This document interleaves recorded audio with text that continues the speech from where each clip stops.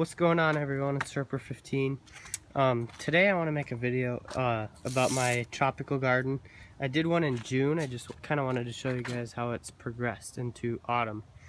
It's actually October 7th, and we have not had any frost or anything near frost even, which is phenomenal. So this is a Cleopatra canna. If you remember my June video, that's what I started off with. So it, in terms of size, has grown probably about a foot, but what's lovely about it is it's still going strong, making blooms even well into autumn. That's all obviously going to stop when the frost comes. What was interesting is as the season progressed, the flowers went from this kind of pattern, the yellow with red speckles, to kind of more all red flowers. I don't know why that is, but again, it's a fascinating plant, and next year it could be different. It's got two sets of genes kind of battling each other to see for dominance, and so you know, this flower spike's based on the colors of the sheath here is going to be kind of more yellowish than red, because like if you see this one, it's all red. That's probably going to be a red flower, and that's pretty consistent. Moving on, I have a hibiscus coccineus that is still in a pot. That's that plant right there. You can see kind of a little bit that pot right there. It has bloomed and done well, and all of these little things right there are spent flowers forming seed pods, and I've already collected probably a good 10 seed pods, so hibiscus does very well in terms of reproduction. Here's a black magic elephant ear.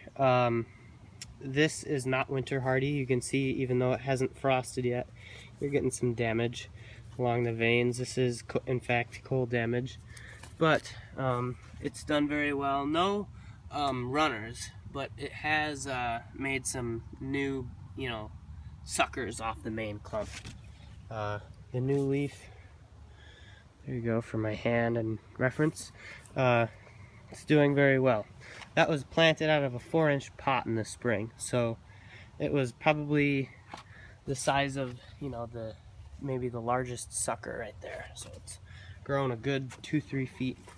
And considering the crappy soil right there, I'm going to do a better job of mending it next year. It has done very well. That's kind of a native garden right there. I got Summon Substance Hosta. I got a black gamecock iris there. That is a pink turtlehead, Chaloni Lyoni. Coneflowers past their best. Here's an Australia canna, ever so pokily making a new bloom spike. Hopefully that opens before frost. In fact, 2 bloom spikes. This is going to get dug up just because I don't think it has enough of a bulb down there to live through the winter. And also I want to be very careful in this garden because it's poison ivy right there, and I don't want to pull that out. And it's too close to good plants to spray it with Roundup. There's Iris versicolor going into dormancy, New York native iris. This is Hosta Empress Wu, also beginning to go into dormancy. About 99% of the gardens here at my house I don't do anything with. So they get water in spring, the new stuff that I plant. And other than that, unless it's like wilting, like in spring, it was dry this year, so that turtle head was wilting a lot, so I would water that. Serviceberry, or Amelanchier canadensis, beginning to show some autumn color. These are nice trees, great for people who love birds. So yeah, that's this part of the garden. Other than that, I got some peonies, a hosta right there, another black magic, coneflowers, blue spruce, black-eyed Susans again past their best. There's an interesting plant right there, that colorful one. This is a swamp azalea.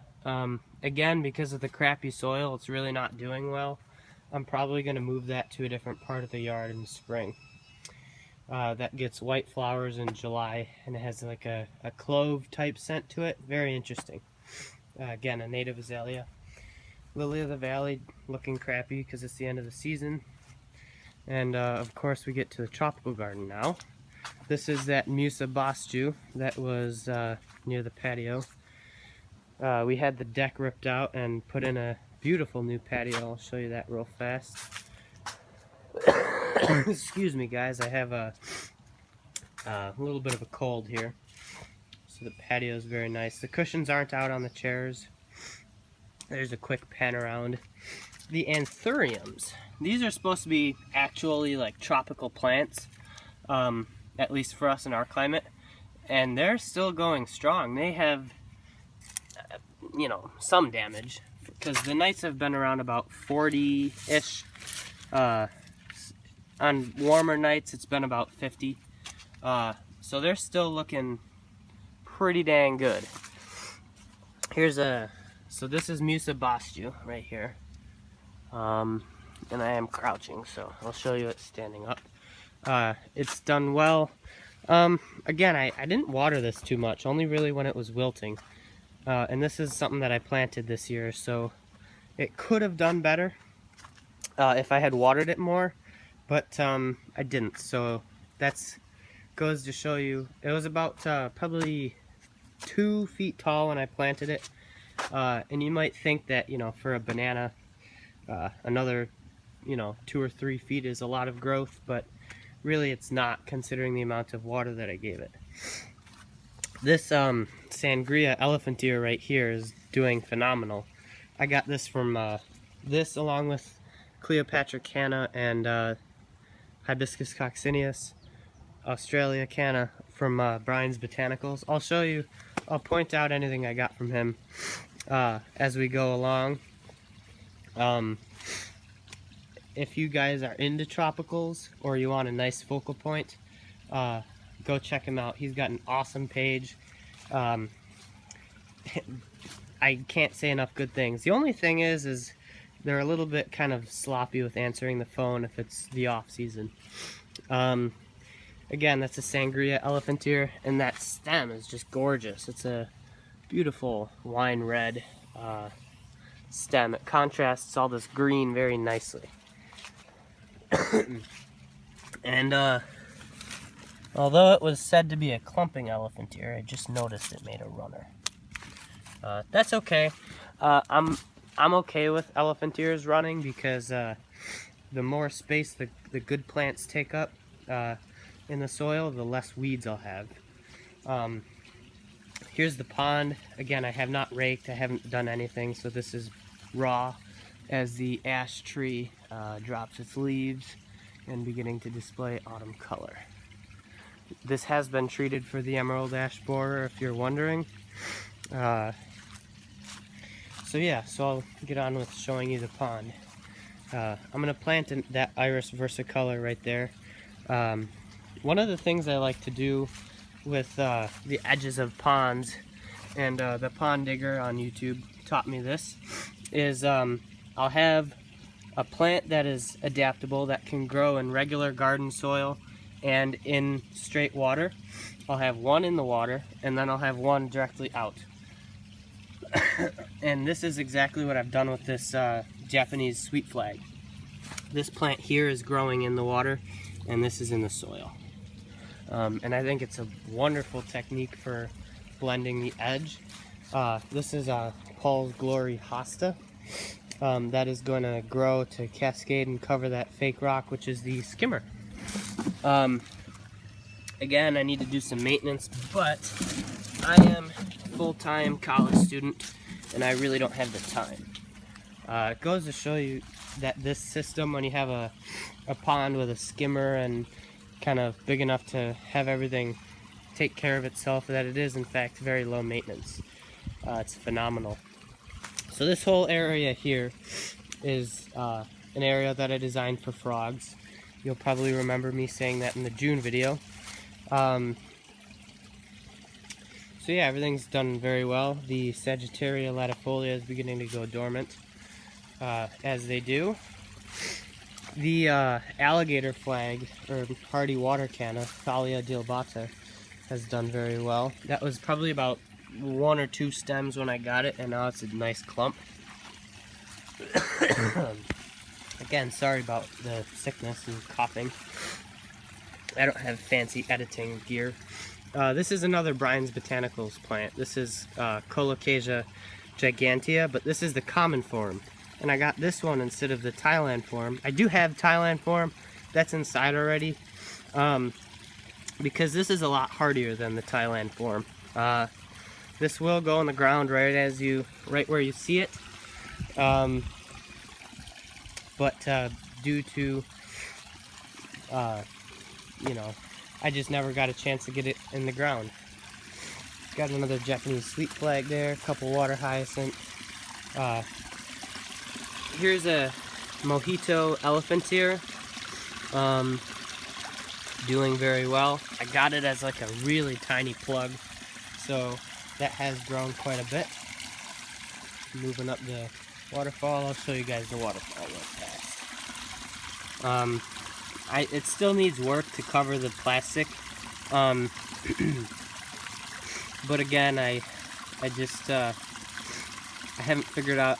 I was kind of hoping that the plants would cascade and cover it, which they kind of have, but I need to get some rocks to do the job. When you're doing waterfalls, you want to have 2 big framing rocks right here on either side, so that really the same height as the waterfall, so that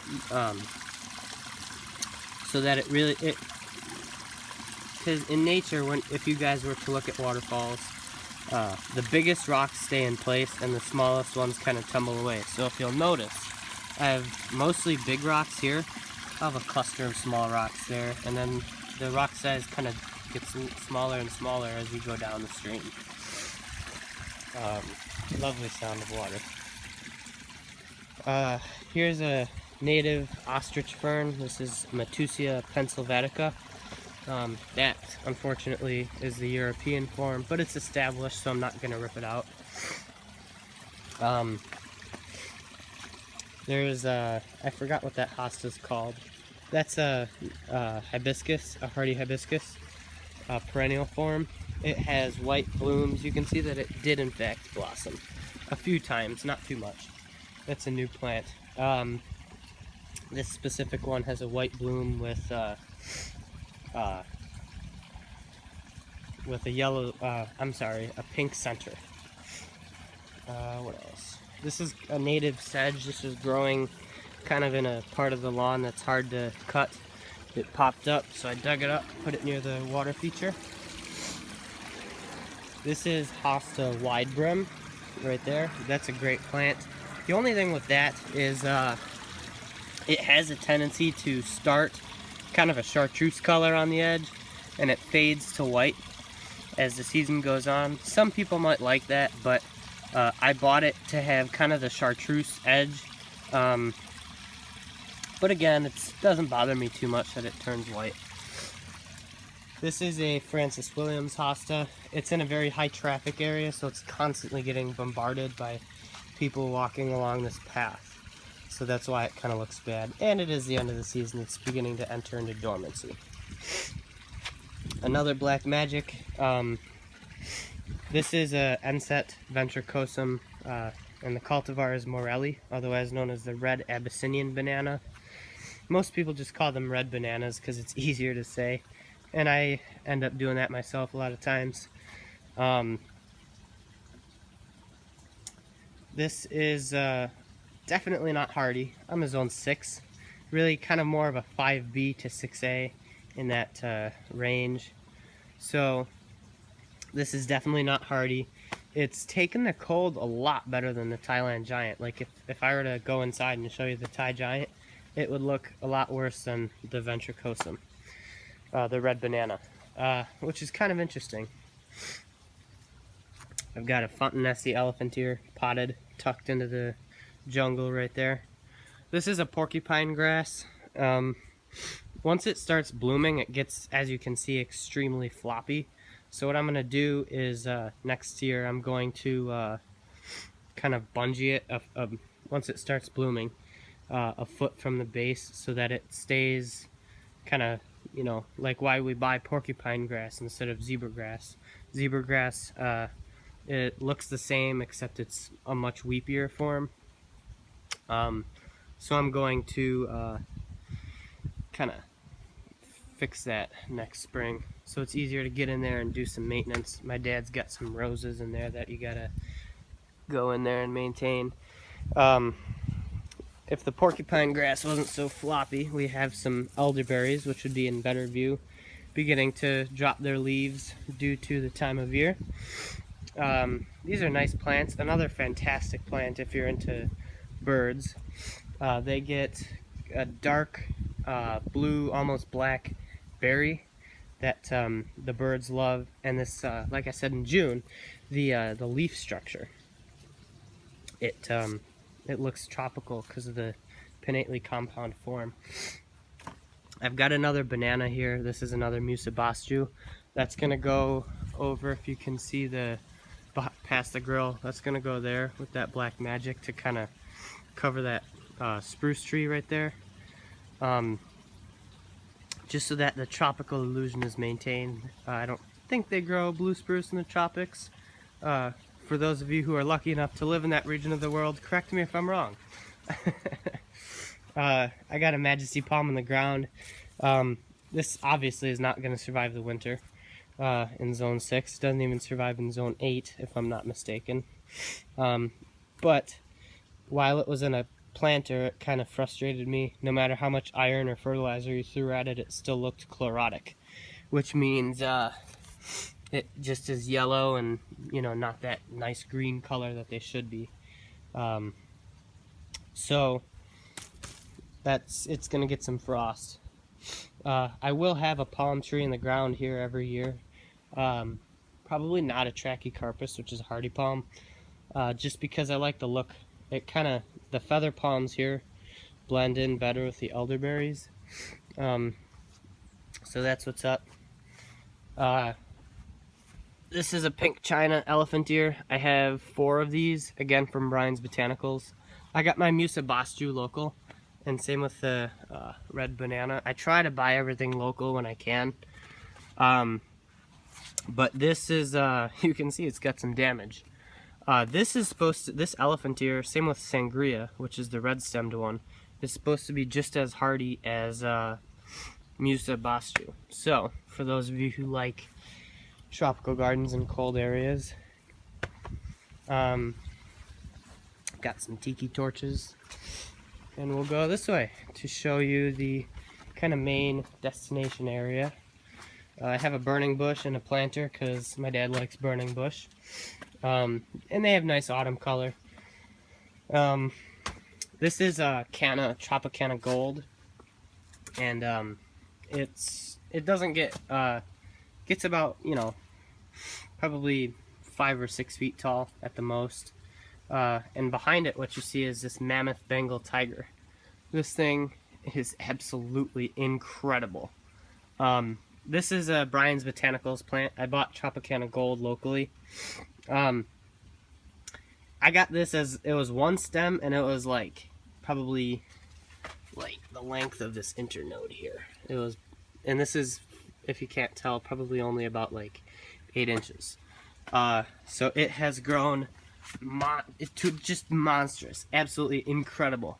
I attribute that mainly to steady watering when it's young, and good soil. I've mixed in lots of old manure and lots of compost into the soil.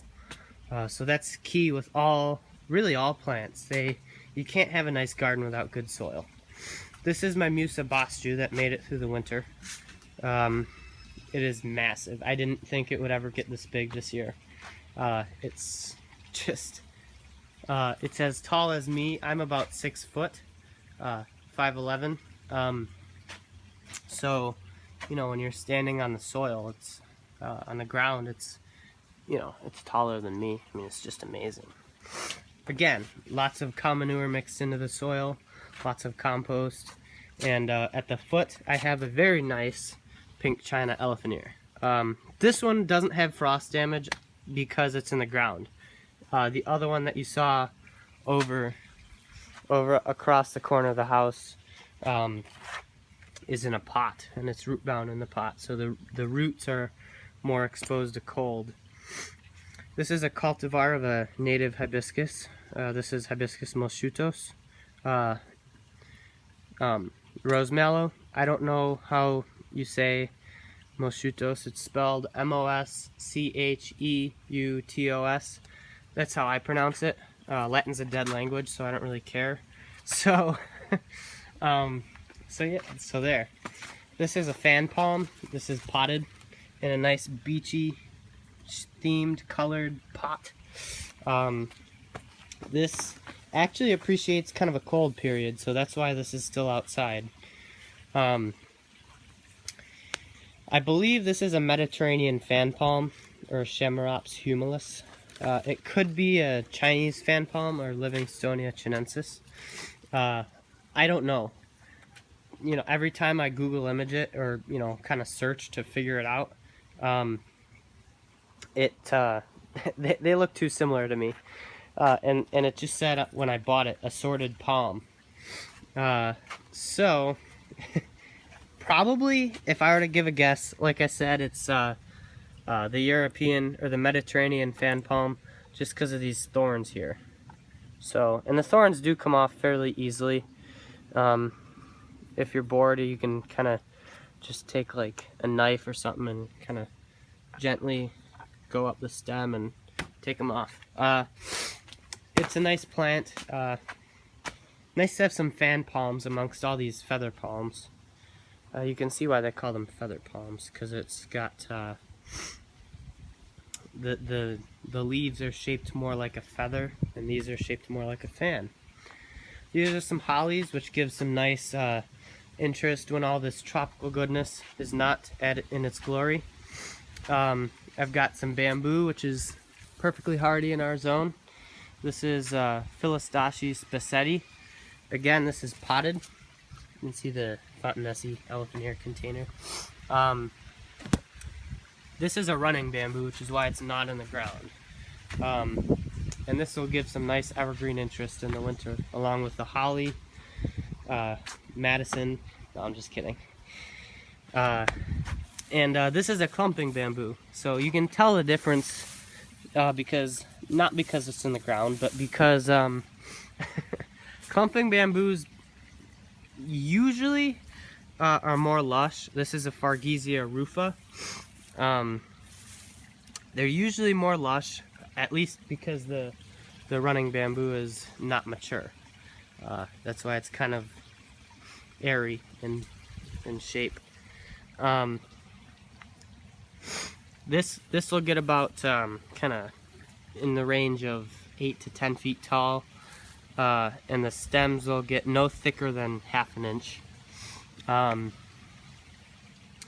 This is an evergreen plant. It does very well in our climate, and yeah, again, this is like a 3-year-old plant. I didn't use compost and manure in the soil when I planted it. I used peat moss, which is absolutely useless in terms of horticulture unless you're like overwintering tender bulbs or something.